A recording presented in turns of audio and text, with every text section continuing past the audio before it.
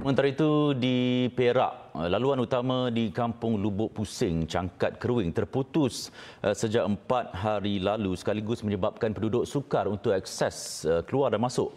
Dan ketika mengharungi detik sukar itu, penduduk nekat bergotong royong memasak bagi menampung keperluan 150 penduduk yang terjejas.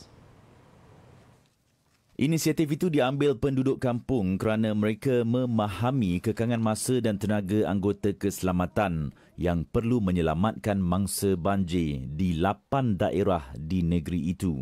Itu orang kata, masaklah kami kat sini gotong royong. Orang kata bagilah satu kampung lah kan, pasal yang terkeluar pun tak boleh. Itu yang orang kata kami masaklah sama-sama lah orang kata kan. Pasal tak boleh nak keluar langsung.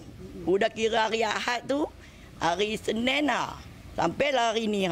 Banjir di kampung itu setakat hari ini mencecah paras dada. Dengan menggunakan sampan, golongan muda di kampung ini akan mengedarkan makanan kepada mangsa banjir dari rumah ke rumah.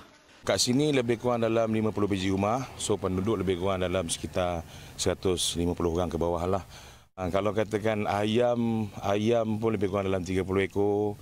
Lepas tu dengan beras, sumbangan-sumbangan banyak yang kita terima lah. Jadi masalah apa yang boleh kan, sebab apa kita tak boleh nak keluar masuk kita tak boleh. Ahmad Syukri yang juga sukarelawan mandi jenazah berkata mereka juga membantu menghantar warga emas ke hospital untuk rawatan dialisis rutin.